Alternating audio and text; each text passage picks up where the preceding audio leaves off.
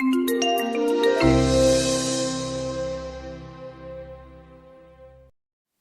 thank you everyone for taking the time to join us today, both in person and on the live stream. I am so excited to introduce you to Dr. Leigh Thompson from the Kellogg School of Business. She has been a professor there for many years and has done a tremendous amount of research in the areas of negotiation, collaboration, creativity, and teamwork, which in our daily lives obviously are essential to solving problems and to helping to move the company forward. So when I heard that she had a new book out that was focusing specifically on helping teams and managers solve problems in new and creative ways, I absolutely wanted to have her come and talk to us. So without further ado, Leigh Thompson. Well, good afternoon, everybody.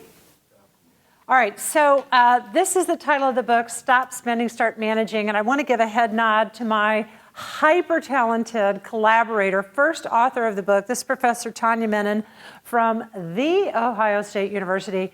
And here's the backstory. So when I first met Tanya, she was working on this very interesting project that, believe it or not, involved a study of Fresh Choice and Zuppa. And Fresh Choice, as you probably well know, is a very trendy, or was a very trendy West Coast salad buffet chain, but they were kind of faced with kind of a stale concept, sinking sales, and they had their eye on a very quirky Seattle competitor called Zuppa. And Zuppa had a completely different model. They, instead of having a buffet chain, they had chefs at stations engaging customers. What's your point? The point is that Fresh Choice was all over Zuppa. They were looking at their best practices. They were infiltrating their different restaurants, kind of learning. Eventually, they acquired Zuppa, and then all of a sudden the learning stopped. All the innovative ideas that they initially were very excited about, they were kind of dismissing. So we thought, well, that's kind of weird. What explains that? How can you be all over something and then kind of drop it like a hot potato? Then I started telling Tanya about this phenomenon that was happening in some of my executive classes. And I kept thinking of this crazy Woody Allen quote, I never want to belong to any club that would have me as a member. I just wanted to find a way to work that into the conversation. So I've had more than one of my executives in my management classes say that they've had a very strange experience in their own companies. They would have ideas, they would have insights that would be dismissed by their bosses, leaders, upper managers.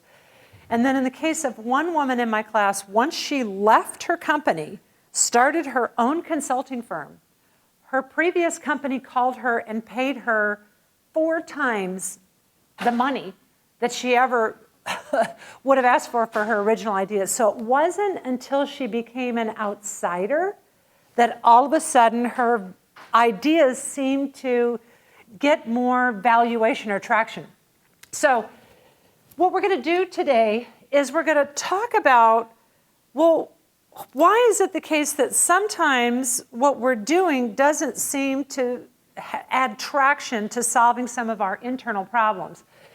So sometimes our strengths can lead us astray. So what we're going to do today is we're going to talk about the winner's trap, which really comes out of this Zuppa, Fresh Choice, we overvalue consultants' ideas, where we tend to see our colleagues as competitors and we devalue their ideas. We're going to talk about the expertise trap, and that's where we get so involved in our own domain that we block learning from other domains. We're going to talk about my favorite one, the agreement trap. So I'm a negotiation researcher, and what I often find is that people are extremely uncomfortable negotiating, right? Especially in unscripted situations. So we're going to have some fun with that. Another favorite one of mine is called the Macromanagement Trap. The essential idea is that we've gotten the memo that we need to empower others and delegate. And then we take away all the structure and we don't put up any guardrails. And then we're going to talk a little bit about the communication trap. So armed with all of our technology, the signal to noise ratio is starting to be a problem. I don't expect you to read all this, but we did a survey with a lot of different executives, leaders, managers, et cetera. And we had them basically say, how much money do you spend each day on, how much money do you lose each day when you are not able to negotiate a mutually beneficial outcome? This is my favorite one. How much money would you say is involved in unproductive meetings? So if you think about what is the value of your time, how many meetings you're in, we also asked a lot of questions about, do you pay people to motivate them to do routine work? And we asked a lot of questions about how much money do you pay consultants versus your own people.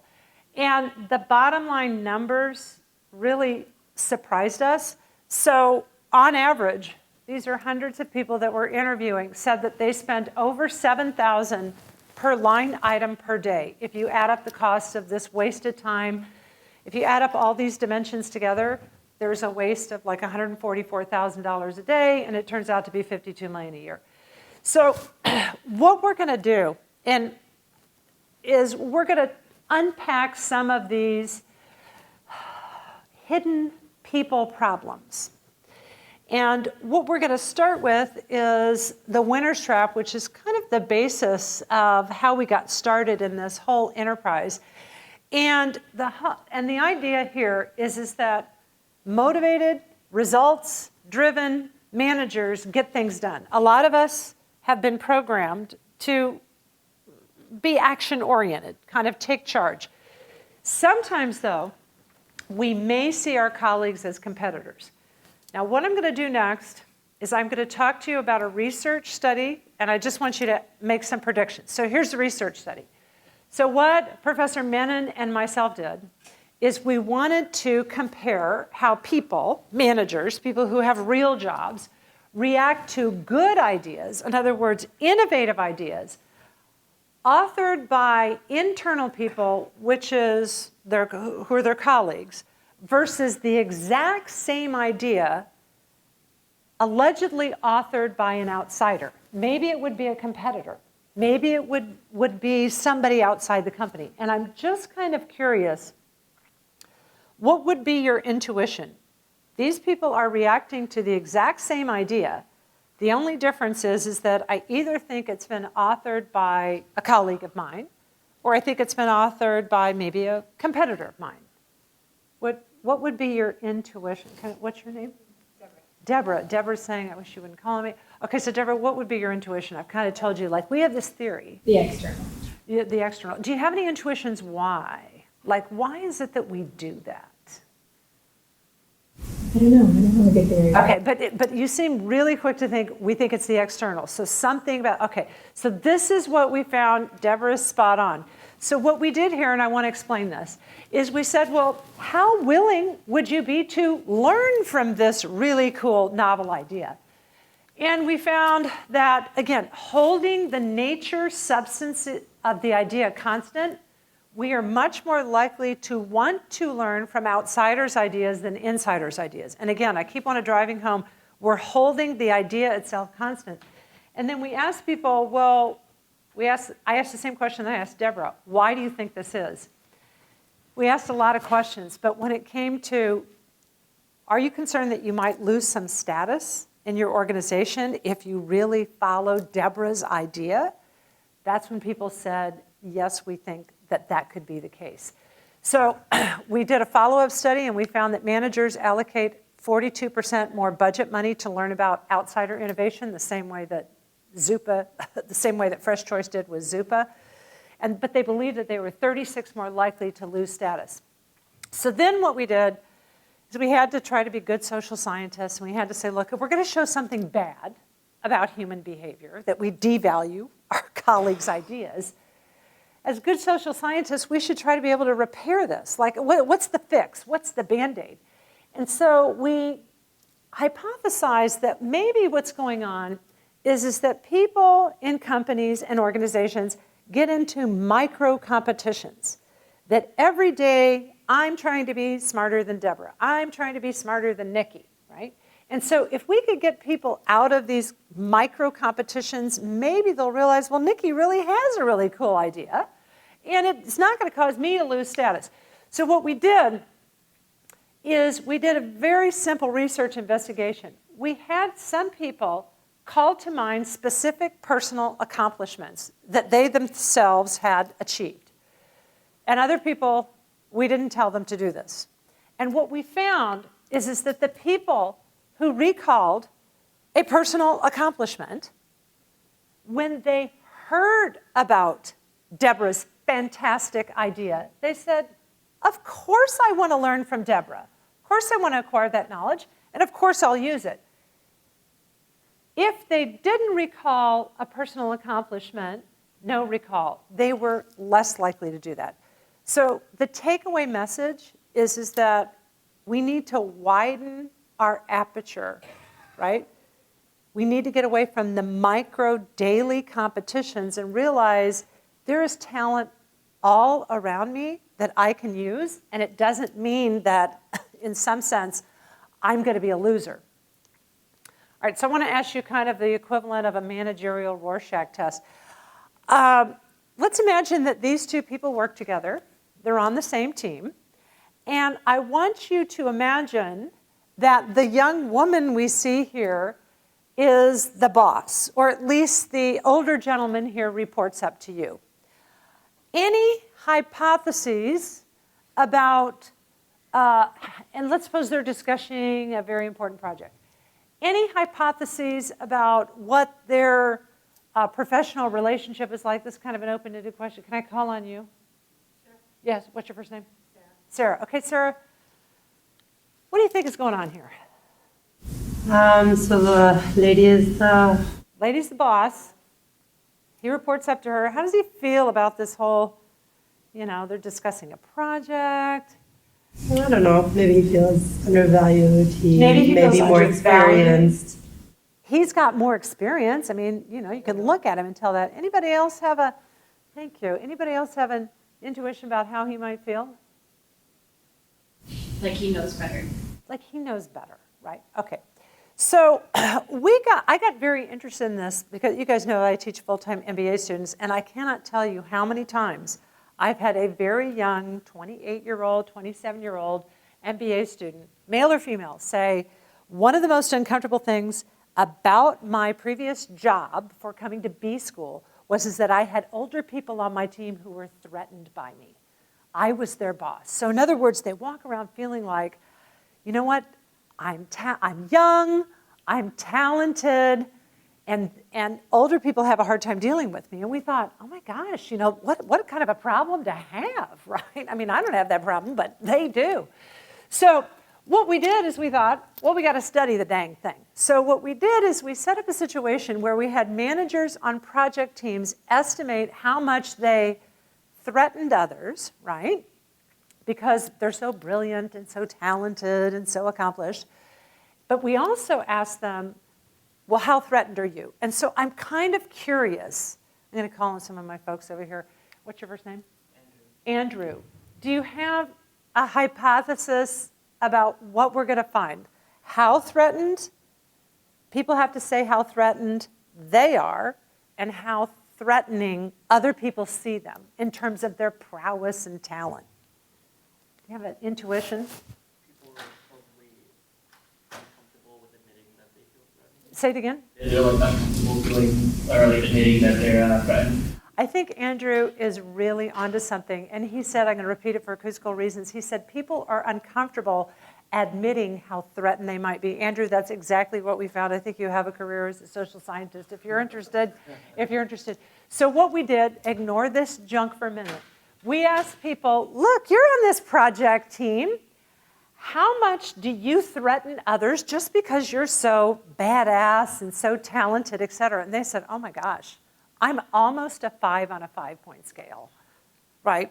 Because, I've just got all this going on for me, and it's just hard for people to take so much of my greatness. When we flip the question, Andrew's theory holds. We asked them, well, how threatened are you by all these fantastic colleagues of yours? Oh, I'm about a 3.26. So in other words, then we started to become very interested in this whole threat immunity thing. In other words, like, I don't get ruffled, but other people have a hard time taking my greatness. And I'm kind of, over dramatizing here. So then we decided to really dial this up, and then we published this crazy paper called, based upon this bumper sticker that we saw, like, don't hate me because I'm beautiful, hate me because I'm young, which is like the snarkiest thing that anybody could say, right? Like, we don't hate you at all because of those things. You're just annoying. All right. And what we found, and I want you to think about what Andrew said a few minutes ago, what we found is to the extent that we're walking around in this little kind of ego bubble where, I'm so talented, and I know it type thing, and other people have a hard time taking my greatness, two things happen, which really can cost an organization a lot of value. One thing happens is that people start to dumb themselves down. Actually, about 48% of people said, well, I decided to hold back a little bit because, I'm sure that people will fall apart, once I start to speak my greatness. And then we also found out that this whole threat immunity kind of bubble can hurt relationships. In other words, people don't feel as collaborative and connected on a team. So again, the key here is that people are not that threatened by you. So we need to really kind of speak up and offer what we have. Now what I want to do is I want to talk about, question, Nikki. What about the theory of imposter syndrome? Okay, so the great question was, what about the imposter syndrome, which is, oh my gosh, I'm the idiot, and sooner or later the organization is going to realize that I shouldn't be here. I think that is alive and well and kicking. But what we don't know is, what is the base rate of the imposter syndrome? I think that a lot of times, at least qualitatively speaking, a lot of newcomers, like, for example, PhD students to programs, have a little bit of that imposter syndrome. Once they finally pass the preliminary examinations, they kind of dust themselves off. So I think that the imposter syndrome is alive and well and kicking, but I don't think it's got a big of a base rate, kind of incidence rate as this one, right? So I'd love to do a study where you take, people who have this threat immunity, put them in the same room as somebody who has the imposter syndrome and see what happens. So I'm going to switch gears, and I want to talk about this expertise trap. And the whole idea here, and I've kind of done my own little crossing out here, is that domain expertise is essential these days, right? We're really focused on, let's get people who are hyper talented in what they do. And then let's hopefully have them cross-pollinate with other people. But I'm very interested in this whole idea of, where do you get really cool ideas? And so I'm going to show you, I wish I would have done this study. I didn't do this study, but I'm going to tell you about this study because I think it's great. So this study was done by O'Creevy and his colleagues. And what they did is they had two groups of people sitting in front of computers, like a Bloomberg stock trading terminal. And they were told, look, there's a line moving, numbers updating. And they said, look, experiment, play around with the buttons. See if you can figure out what manipulates the movement of the line. Group one thought that they were, quote, very successful in figuring out how the buttons move the line, and these are Wall Street traders. Group two, which were random people without a financial background, quickly realized there is no relationship between me pressing, in some sense, the lever and what is happening on the line. So the takeaway message that I think McCreevy was going for is that sometimes experts in a domain see things that might not be there, or in some sense overestimate their expertise. So my next question for you guys is going to be, where do you get your innovative ideas? Because I'm very interested in this. And I wanted to tell you a story. I work with chief security officers. I know that sounds like a kind of an interesting group to work with, but that's who I work with. And they told me this great story. I said, where are you guys getting your next innovations? I mean, you're dealing with all kinds of really cyber threats, all kinds of, bioterrorism. I mean, there's all kinds of stuff going on. And they told me this great story. They said that recently they did an offsite at a zoo. And I said, come again? What are you guys doing at the zoo? And they said, Leigh, animals of every species are under constant threat. And different species have different ways of protecting themselves against threat. They said we wanted to learn about as many of these different methods as possible because one of those ideas, as crazy as it sounds, could open up an innovation for us. Now, that sounds crazy, but I recently had a woman in my class who, believe it or not, was designing the suits that healthcare professionals have to wear dealing with Ebola patients. I mean, this is weird. And they're designing these suits, and you have to stay in them all day because the patients are coming in, and they're very uncomfortable. And they said, guess who we teamed up with? I said, I can't even imagine. She said, well, women who are getting married have to stay in the dang wedding dress the whole day. So they got their greatest innovation by, in some sense, going way outside their domain, looking at, well, let's talk about the wedding dress. It has to, look gorgeous, but it's got to be comfortable. You've got to stay in it the whole day. So my question to you is, what's your first name? Ed. Ed is thinking, oh my gosh, she's coming for me. And this is a question for Ed and anybody else in the room. If you can think of your last cool idea or innovative idea, however large or small, can you think of a situation where it came from outside of a typical domain? Like maybe a movie, wedding dress? My toddler. Say more. My toddler, so that she's where I get a lot of ideas about life because I try to make her stop doing crazy things. Right, so you're trying to keep the toddler kind of like, wait a minute, we don't do things this way. So were you working on a particular problem, Nikki, where the toddler said, oh, I can do it with a balloon or something? No, but that's just, or randomly just talking to people, like in the micro kitchen, we'll get an idea about how to use like a 3D printer, and then if you're recycling, then you should just be able to recycle. And I love the fact, first of all, I love the fact that you're in the micro kitchen, right? Because we can start to now talk about collisionable hours, right? Running into people who aren't necessarily in my domain of expertise, and even though they haven't had all the years of experience you might have had, you get a really cool idea. Anybody else have a? Same. Yes. From the toddler. From the toddler. Couple of ideas that I look at other industry, like for example, how they develop the process. Yes. Like for example, we are a software company, and then looking at the pharmaceutical company, they may have similar process that I can borrow from. Oh, that's great. I love. What's your first name? Sam. Sam. All right. So Sam is saying, I'm in the computer software industry, but maybe they're doing something in pharma that has a really cool process where we can beg, borrow, and steal that idea. Okay, so now I want you to predict something. This is some research I did with my colleague Hun-Suk Chang. And I love to study teams. Heather knows how interested I am in your teams at Google. We did a very controlled study in which, and it's all about innovation and creativity. Some groups stayed intact, meaning that you work with the same people and you didn't change up membership. You're working on the same kind of problem, innovation problem. Other groups stayed intact, except at periodic time. What's your first name? Boris. Boris. Except at certain periods, Boris would come into the group and somebody else would leave. So it was what we called open groups. So in other words, we're about 75 to 85% intact, but we're having some people go and some people, it's not a total change up, it's just what we called an interloper. And then they had to do a brainstorming task. What's your hypothesis? Boris.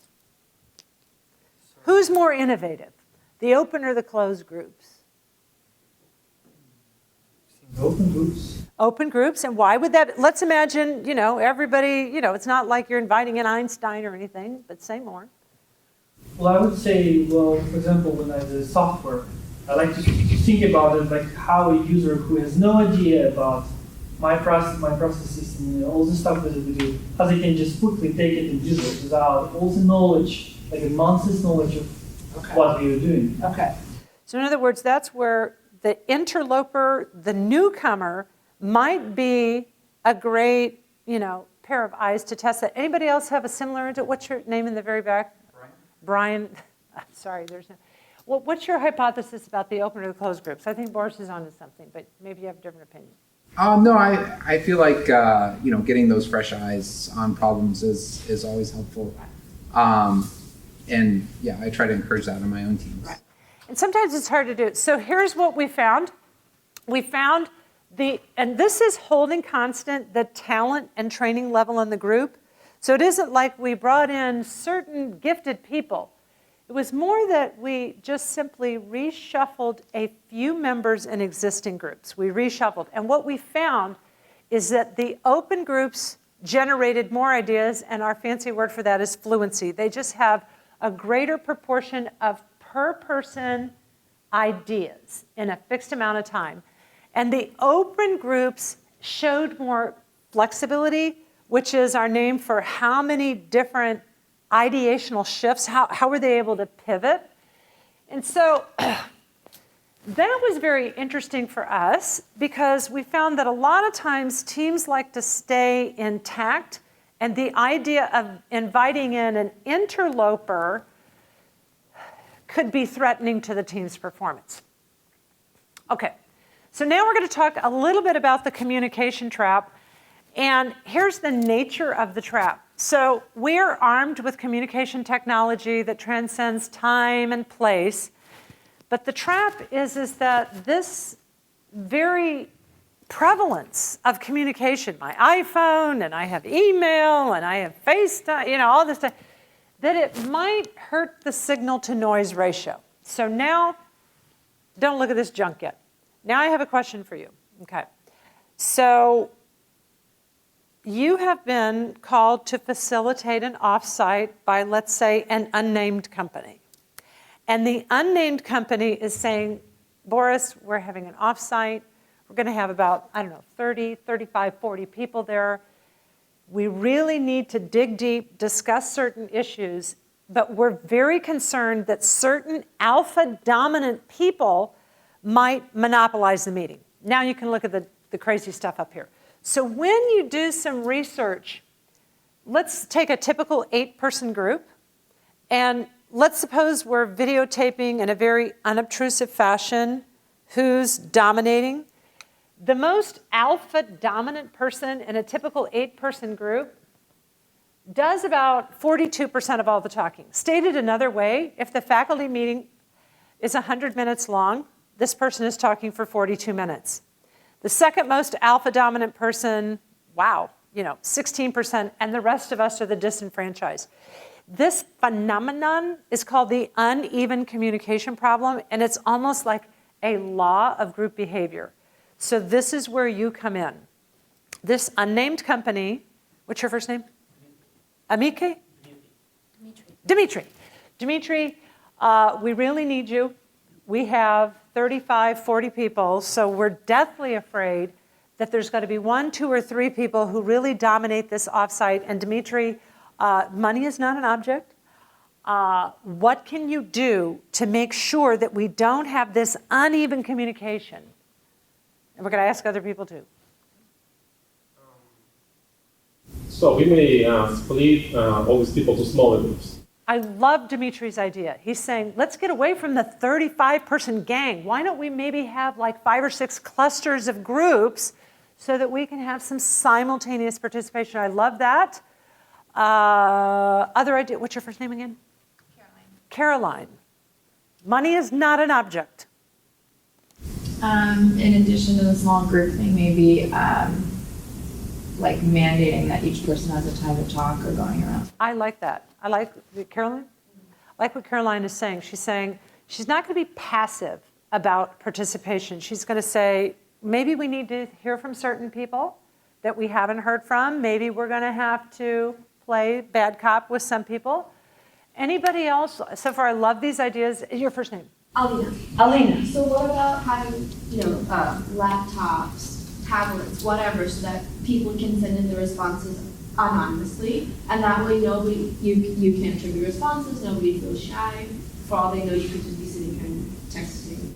I love Alina's idea. She's saying maybe the way to get more equalized participation is to eliminate the need to dominate the verbal floor.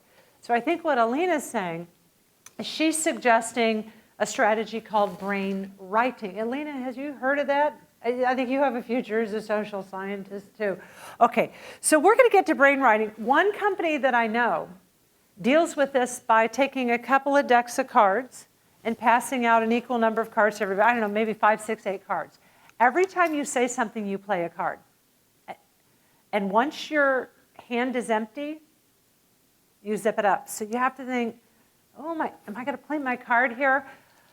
Some companies use timers, kind of like the old Wizard of Oz, once you've set a certain number of minutes. Some people use facilitators, right? I think Caroline would make a great facilitator. And then Alina has said, why don't we stop all the verbal domination? Why don't we give everybody a laptop or the equivalent and have them be able to post their ideas? So anybody in this room, Dimitri, anybody ever heard of brainwriting? It's not like a trick question. Okay, good. Okay, I got Sam right here. All right, so brainwriting is not brainstorming. I love brainstorming. I've done a lot of research on it myself, but brainwriting is even better. Brainwriting is the simultaneous generation of written ideas by individuals in a group. And when I use this technique, I have 2 rules. No guessing and no confessions. I'm not exactly sure what she means. Let's say I was working with a corporate travel group, and let's say that they were trying to brainstorm ways of using social media to increase corporate travel sales. Let's just say that. Let's say there were 30 people. I brought in 1,500 index cards, 3 by 5 cards. I passed them out, and I said, for the next 10 minutes, complete silence. Everybody write down all of your ideas for this corporate social media travel idea. If you have 12 cards, take 12. If you have 12 ideas, take 12 cards. If you have 15 ideas, you guys are with me? So in other words, every single idea of yours is on its own card. Don't sign your name on the card. That's the no confessions part, because when we tape the cards on the wall, step 3 after writing individually, posting. Step 3 is everybody gets 5 Post-it notes and you vote for the 5 ideas you find most exciting. And you can't say, well, I bet Alina's ideas is third from the left. No, you cannot try to guess who said what, because it's a meritocracy of ideas. I don't know whose idea I'm voting for, but I think that that's cool. And that will move our project forward. When we did the strategy, the group generated 228 ideas in 10 minutes. According to the research, if we were to have gone around the proverbial table, we never would have gotten past the second idea, especially if it came from the chief marketing officer, because then everybody would have been saying, sounds good to me. Now, let me talk about some data. Okay, so what we have here is a meta-analysis, which means you take several dozen, almost approaching 100 research studies, and then let's compare brainstorming, which is, in some sense, verbal free-for-alls, right? I love those. Everybody say anything with, about a certain project without regard to, feasibility or expense. And then let's compare it to brainwriting. And let's have, what's your first name again? Let's have Dan start us off and say, actually, let's get a neutral third-party judge who's blind to whose ideas she's evaluating, and she just kind of, calls it. Dan, do you have an intuition or a hypothesis in terms of quantity and quality as to where you'd put your money? Well, I've never heard of brainwriting, but I'm sure it's better because everybody, some people are reluctant to talk. Right. Maybe you'll judge me. Right, and I'm an imposter anyway or something. We're doing it anonymously. We're doing it anonymously because I enforce that no guessing rule. So Dan, am I hearing you correctly that you would say that the brainwriting groups would have greater quantity and greater quality than our brainstormers? I think you have a career as a social scientist. No, I do. I've never had anybody come out of the gate with that. Well, Dan's exactly right. So when you look at this, the brainwriting groups are generating about 2.5 times the volume of ideas. Now, maybe they're crappy ideas. But then when you have a neutral third-party judge who's statistically blind to whose ideas he or she is evaluating, there's a significantly greater percentage of those ideas deemed to be of value. So to me, the takeaway is, when we are on the hunt for innovation, the last thing we want to do is have barriers to entry. So that's why I love Alina's idea. Now, speaking of, yes, sir. Question about that. Sure. So it's the product of those that's the most important thing, right? It's the number of ideas times, it's the number of good ideas that we want to maximize. In the end. Yes. In the end.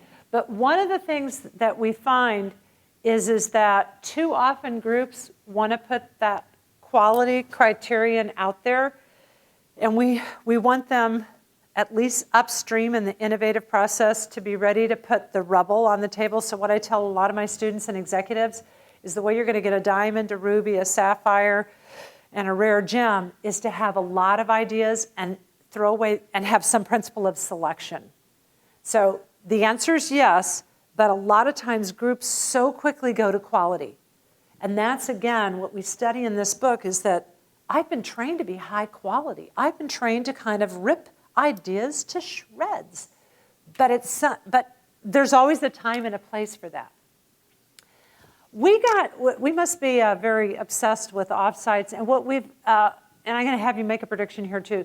So our observation that management offsites often have brag sessions, and that's not the words they use, but they often have periods of time where people stand up and they talk about a lot of great things that they've done.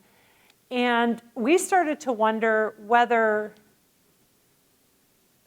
talking about a self-enhancing moment, a moment of pride, versus an embarrassing incident might help creativity. So we did a controlled research study. We actually did this 2 times, one with teams of senior leaders and another time with a group of much younger people. And we had them, right before Brainstorm, either share a moment of pride or a moment of embarrassment. And I'm very interested in what would be your predictions here. Sam, what do you think? You're a social scientist. It's going to be all about how many ideas, right, that they create without regard to feasibility. Okay, my guess would be the one bragging. The bragging? Okay, so the bragging folks, maybe it's because, okay, you think differently. What do you think, Heather? So I think the embarrassing incident, because a lot of times people are afraid that their idea may not have enough quality, and so by having somebody who they see as being successful, showing that they had not such successful moments but were still successful, will free people up to share more freely, I think. Wow, I love your intuition there. So in other words, if I have the chief marketing officer, the senior vice president, whoever it might be, talk about an embarrassing moment, a foible, a flaw, then I'm not going to hold back on my idea because, what can be worse than what you just said? So that's pretty much exactly what we found, Heather. And just the way to read these crazy data is that we kind of cooked up a creativity score, which is kind of a combination of fluency, flexibility, volume times quality. And what we found is that the groups who recounted an embarrassing moment had more ideas, fluency is our fancy word for just volume per person ideas, and they made more pivots. They kind of, experimented with different kinds of ideas than the self-enhancers. So now what I do is every time I lead an offsite, I actually have people share an embarrassing story. And it seems kind of weird, but pretty soon everybody's laughing exactly the way Heather predicted, and all of a sudden the guard is down, and we can start putting a lot of things out on the table. So I want to talk about the macromanagement trap, and the whole idea here is that managers are told to empower others, but sometimes they remove too much in the name of empowerment. And by the way, if I hear one more company say our rule is that we have no rules, I will scream, because those studies have been done. If you take away all the rules, people freeze in place. because it's like being at the dinner table and I'm not sure which fork to pick up because there are no rules. So I'm waiting to see what Caroline does, and Caroline is waiting to see what I do, and no one's doing anything. So one of the things that we have witnessed over the year, I apologize, it's shock value, and I apologize, okay. So we're very interested in teams. Heather knows how interested I am in teams, and I'm interested in team composition, and I'm interested in team size. And we have found in our own research that the average team size, this is self-report, has increased over the years, right? The current average team size in our database is about 13 people. And some of you might be saying, well, that sounds like a nice number. What's wrong with 13 people?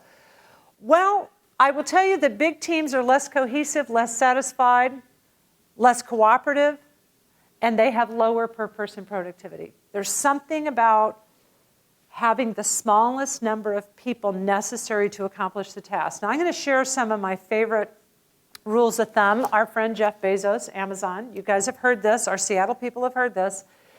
He has a 2-pizza rule. If he cannot feed his team with 2 pizzas, maybe it's too big. And these are not Chicago deep dish style pizzas. That would feed several football teams. AT&T, phone company, maybe 7 plus or minus 2 people, like a phone number. SAP restricted their 20,000 employees to teams of 8 to 12. So sometimes, and that's why I really like Dimitri's idea a few moments back of let's split up this 30-person group. Because if I am not providing some guardrails as the leader, our teams are going to become, we have a recent paper called What's Your Team BMI, right? How many people are on your team? Now, I'm very interested, being at a tech company, to talk about communication technology. Rule number 1 up here, we do at dinner parties, right? But we may not do this at the office. It says, when meeting face-to-face, put away technology.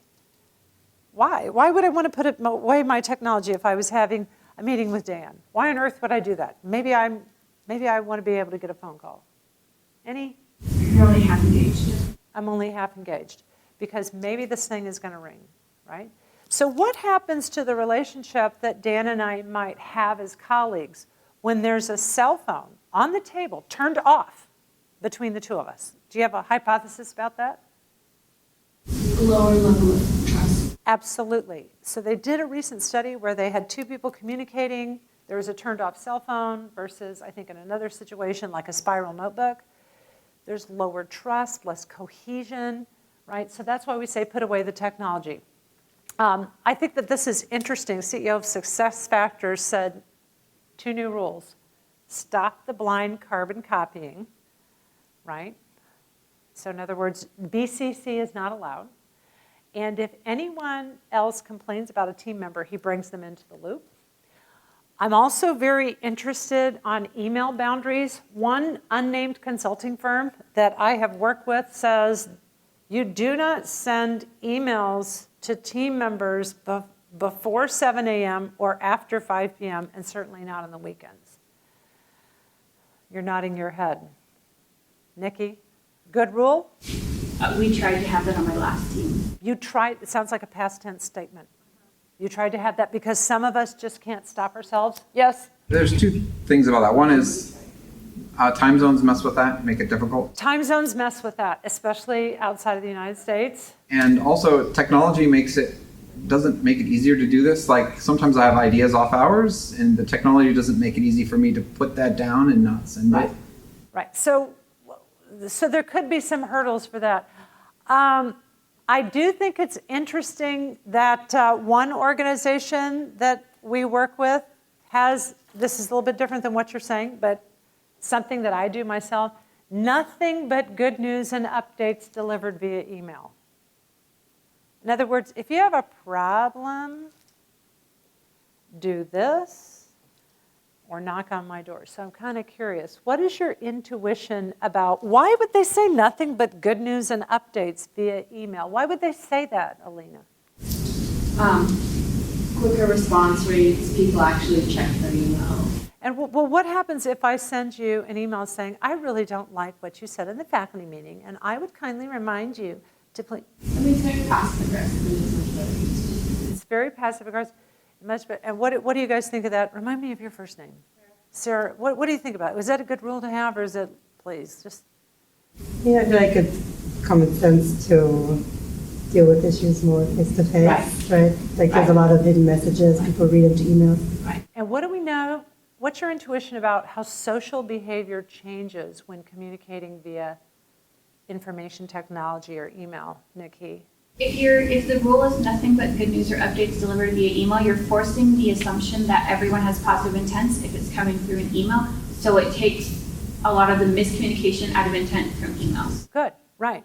Absolutely right. So people don't have to deconstruct the email. And we also know about social behavior that when you send me a neutral message, I interpret it as negative. When you send me a negative message, then I tend to flame back, right? So I've adopted this own strategy in my own life. If I have a problem with something, I am going to try to have a synchronous communication. All right, so now I want to talk about, in some sense, my favorite trap, which is the agreement trap. And I want to share one of my favorite quotes by Eldridge Cleaver, who said, "Too much agreement kills a chat." And I'm dying to know, Boris, you're always here for us.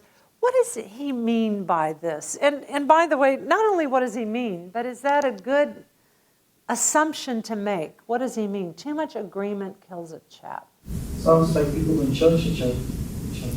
They don't challenge each other, so why don't I want to live in a world where I'm not challenged? It actually might be a lot more convenient. I'm tired of being challenged. You're not going to grow. I'm not going to grow, right? What's that, Lena? Nothing new will come up. Nothing new will come up because I'll play it safe. And you'll play it safe. And then we're going to get bypassed. Okay, so, so how do I set up, I don't know, a culture? Let's say, how do I set up my team so that we can have a good chat? What can we do? Remind me of your name, sir. Brian, yeah. How can I set up my team so we can have a good chat, Eldridge Cleaver style? I'm not trying to trick anybody.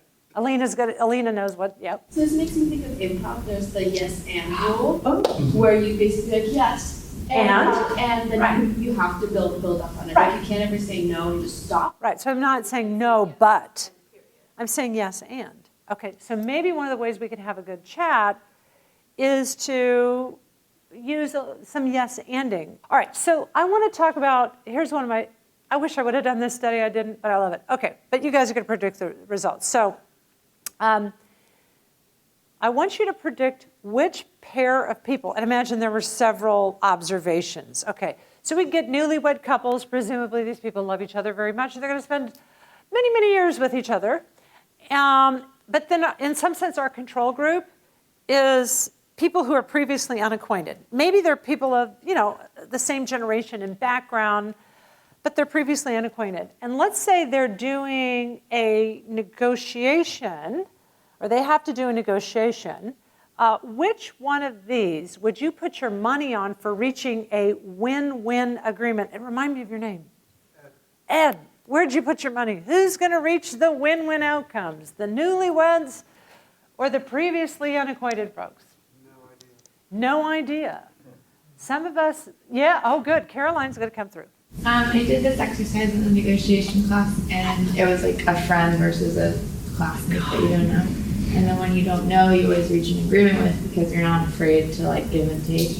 There's no repercussions for the relationship. Right. So am I to think, Caroline, that you would actually put your money on these people, right? Because the newlywed couples are going to too quickly capitulate. They're not going to have the chat that I was asking about. They're going to say, yes, honey, I think I can live with that. I think I'm okay. They're going to do what Nobel laureate Herb Simon calls satisfy. Say, I'm okay with that. It's fine with me. It's fine with me. So it's exactly what happened. The previously unacquainted people were much more likely to reach the win-win elegant outcomes because the newlywed couples took the low-hanging fruit. Well, I think that the results would differ if it was not newlywed. I think that the results would differ if it was more people, Old married people. Yeah. Because Old you married see people who your are just saying. investment. And that would be an interesting study, right? I'm not sure that they would reach the win-win. They might reach the win or lose. But I think this is interesting. They deliberately use newlyweds because I want to keep it good, right? I want to agree with everything. They're in the honeymoon stage. I think that that's where the term comes from. We're in the honeymoon stage. So what I want to do now is I want to get back to something that I asked Boris and I asked all you guys. So how do you create a team? How do you create a culture where we can have a good chat? And so companies need to establish what we call boxing rings and campfires. A boxing ring means that we can have the tough conversations and the debate, but it's not going to get personal. We might even end up at the common area, right? At the campfire. I actually, when I coach teams, I tell them disagree about something in your first meeting. So I worked with a team recently, and they decided, you know that show like Undercover Boss? Have you ever heard it? So we just picked something innocuous. We just said, look, everybody's heard of Undercover Boss. Do you think it's a good show or a bad show? Some people think it's a bad show. Some people said, I think it's a good show. It's just like, let's debate about something that's not the big kahuna. Because when we have to debate about the big kahuna, we can look back and say, well, we've already done this before. We've already had a spirited discussion. Leaders practice debate and have ground rules. So I have a woman in my class. She's actually in a pharmaceutical company, not that that matters. She came up to me and she said, Leigh, I think I'm going nuts. I said, why are you going nuts? She goes, in my previous company, the culture was very much along the lines that Caroline and Boris were talking about. People had spirited debate, they challenged one another, and for a variety of reasons, in her new company, everybody was too polite. And I said, well, what are you going to do? She goes, well, I've hired a debate coach. Coach is going to come in and kind of teach us how to have a debate that separates the people from the problem.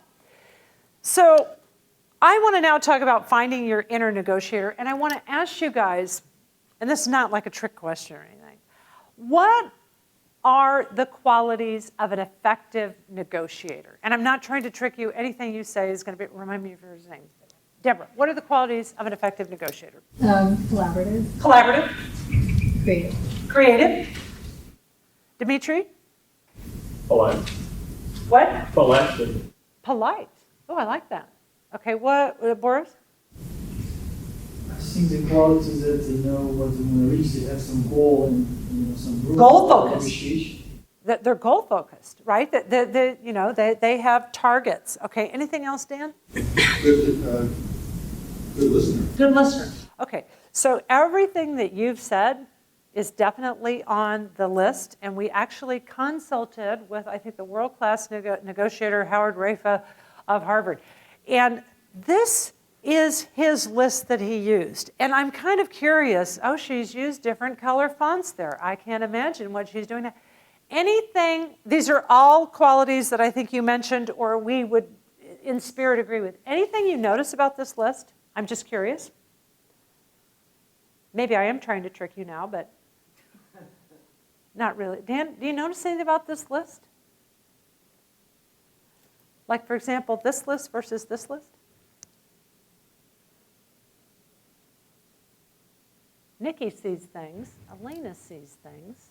I feel like the one on the left is focused on what can I get out of it? Yes, self-interested. And the one on the right would be, How do I basically work with my existing negotiation? I think, yes, it's much more kind of outward focused. How can I be a win-win for you? All right, so now I'm going to ask the loaded question. Do you see any gender issues here?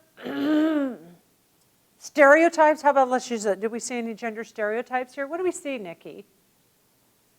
Guys are blue and the women are. Yes. Okay, so what we did is we took this list and we asked people to do the uncomfortable task that I just asked Nikki to do. We said, look, all political correctness aside, just indicate which of these are stereotypically male and stereotypically female. Using society stereotypes, not yours. And the results were as crystal clear as you can imagine. Most people said, duh, these sound like the stereotype of what it's like to be a guy, assertive, rational. I'm not going to get emotional. And the right-hand panel sounds like stereotypical feminine, even though obviously we don't agree with it. And you might be saying, I can't imagine what point you're making now. Well, then we did a study.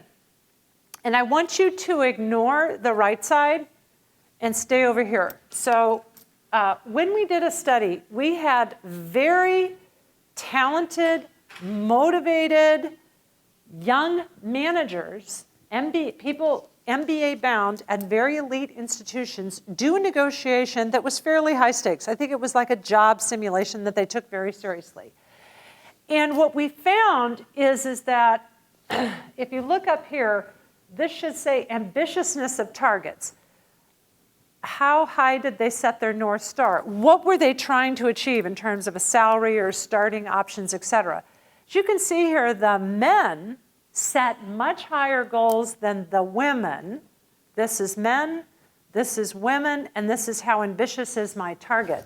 So the men set much higher goals, and what I keep wanting to emphasize is that this was kind of a simulation where all of the financial factors were the same for both people. Then what we did is we did the exact same study. People had to do this high-stakes job simulation. But right before they negotiated, everybody read a very short page of information in which we took this column. We said, just want you to know that negotiation experts believe that these qualities are important for being a good negotiator. Otherwise, I keep repeating, everybody did the same dang thing. And what we found when we used the positive female stereotype, all of a sudden, the women are setting really high stretch goals. The financial factors in the negotiation did not change, but somehow when we, in some sense, affirmed the female stereotype, again, it was a stereotype, the women did better. Now, you might be saying, goals, schmoles. What happened in their employment packages? Well, as you can see here, ignore this junk. In the control condition, the way to read these kind of weird data is that the higher the bar, the higher the northbound bar, men did better than women because we actually had them negotiating across the table with each other. When they had read about the positive female stereotype, the women actually did better. So our takeaway message is, something as subtle as reminding people what are the qualities of a good negotiator can have a dramatic impact on setting goals and actually how I choose to use the information in the situation. And I close with another study. This is the one that's kind of over the top here. This is what we call the gorilla effect. And I'm trying to show kind of a gorilla in the background here that's not coming through. We had a control group. We just said, do a negotiation. It's high stakes. Good luck. It's going to mean a lot. We had a unisex group. In other words, we said, actually, negotiation, Dan, really involves good judgment, sense of humor, patient, and prepared. In other words, that sounds like everybody. That sounds like unisex. And then we had a gorilla group. And in the gorilla group, we said, well, there are sex differences in negotiation. And what we found, in some sense, surprised us. We found that the women did the best in the gorilla group. In other words, the higher bars indicate that women perform better than men. And I'm kind of curious, do you guys have hypotheses why that might be the case?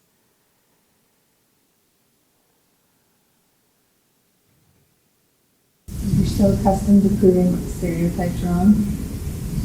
That's good. Say it again. Because we're accustomed to trying to prove stereotypes. I think that's brilliant. So in other words, you give me some stereotype, guess who's going to show you that that's dead wrong right now?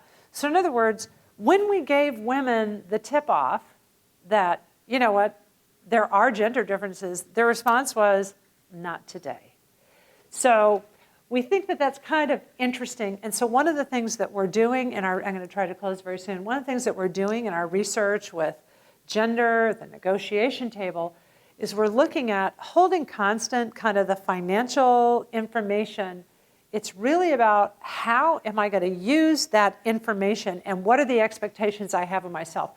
So just kind of to come full circle here, we talk in the book about a lot of these traps. And again, the whole idea is that a lot of what we're doing in our companies, 90% of what we're doing is probably working toward great ends. But sometimes when we take some of these, it can work against us. And I just want to mention that we have a MOOC at Kellogg, massive online open enrollment course. This is the free login information. So if you're interested in negotiation and teams and a lot of the things that we've talked about, this is the information for that. And I just want to take a minute. Thank you guys so much for sharing your input. It means a lot. And I hope our paths cross many, many times. Thank you. Thank you.